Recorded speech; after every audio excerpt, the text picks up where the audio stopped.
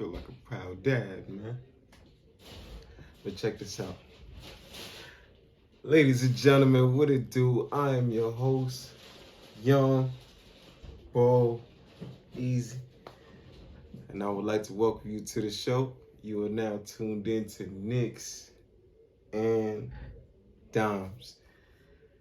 As the season is dwindling down, man, we just played our last road game and won that in exquisite fashion. You know what I'm saying? You got to throw some big words in there.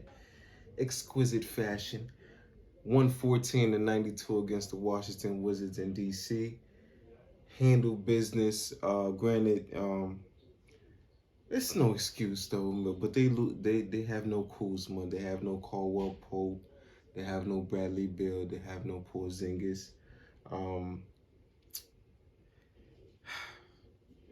But I mean, you could throw the same in for us. We have no Julius Randle, which personally I like. We have no Derrick Rose. We have no Quentin Grimes. We have no Nerlens Noel. We have no Mitchell Robinson.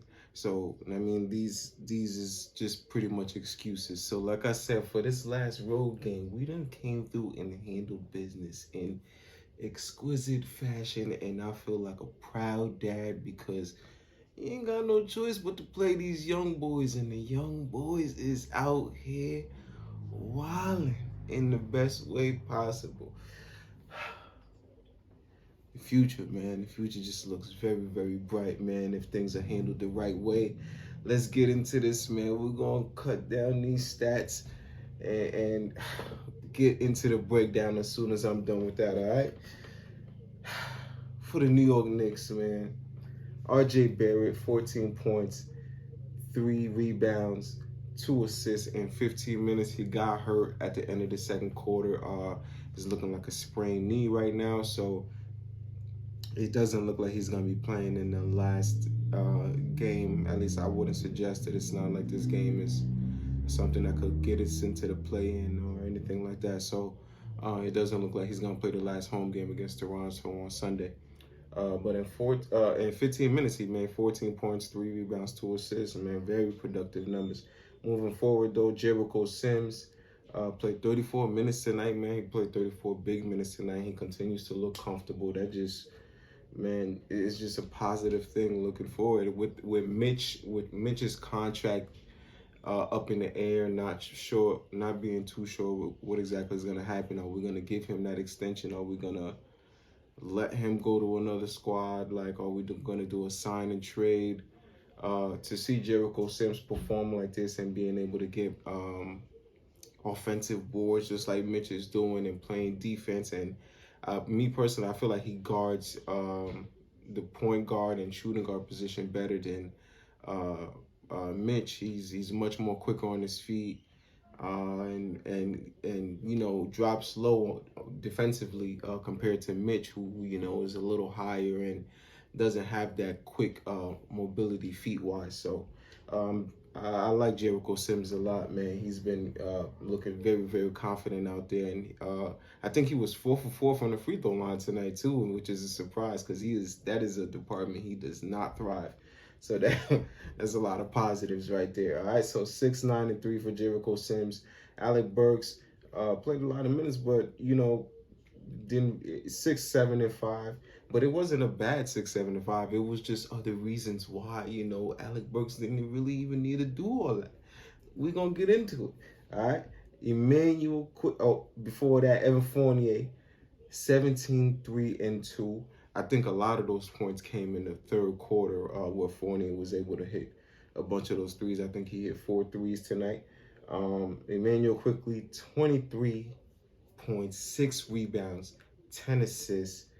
Come on, man. The other night he had like a triple-double.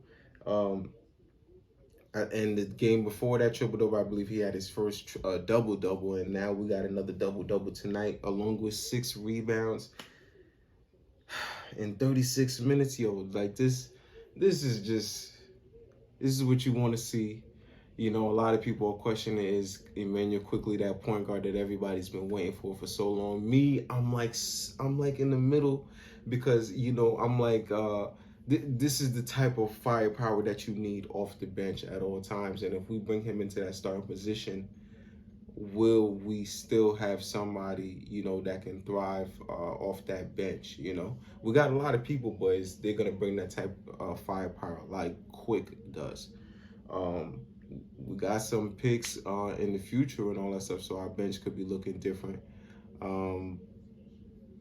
But as far as that point guard position goes, do we bring another veteran point guard in, or try to make a big move as far as that point guard stuff goes, and then have Quick thrive off that bench, or do we start Quick and give McBride the keys or something like that? But it's a lot of questions that need to be answered in the off season. But to see Quick playing like this is just beautiful, man. It doesn't get any better than this. But hold on 1 second, man. We got more.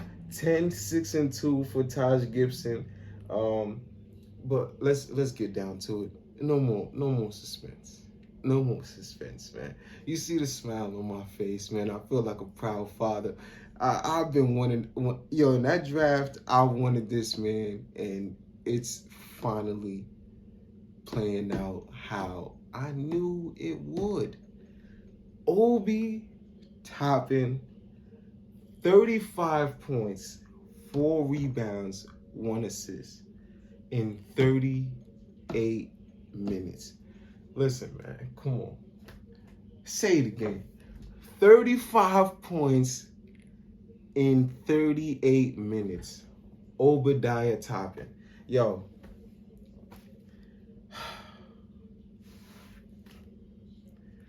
He's been in the last 4 games, he's had 20 points, 19 points, and now 35. What is the factor? Julius Randle hasn't played in any of those games. The second Obi Toppin got that starting position, he's gotten comfortable. And the game opens up for everybody. Ain't none of that stagnant one-on-one ball all the time.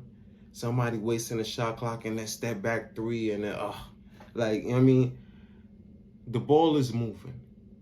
And every one of those games, it's been an efficient game for Obi Toppin. It don't get no better than this. This is the stuff that we wanted to see. 14 for 22, 63% from the field, 6 for 9 from deep, 6 3-pointers. Ladies and gentlemen, if there was a weak spot for Obi Toppin's game, it was that 3-point line. At a certain point, he was shooting 24% this season. After that All-Star game, he's been shooting at a 35% clip. Possibly even exceeded that now with this game. Tonight, he shoots it 66%. 6 for 9 from deep. The form is immaculate. Come on. Listen. Plus 18 on a plus minus. What do you want, man? It's time to get this Julius Randle dude out of here. We're hearing that he done unfollowed everybody on the Knicks roster last night. Listen, we don't care. We don't care. Nah.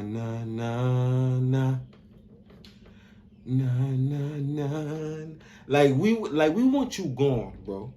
There is no space for you here.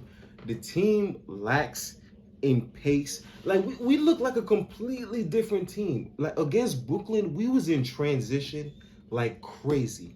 We don't get in transition like that with like damn near every play. Like we was stripping KD, Kyrie, we running. Like I ain't never seen the Knicks run like this all season. Julius Randle's not in the game, we running. And that's what we need. We was second to last in pace.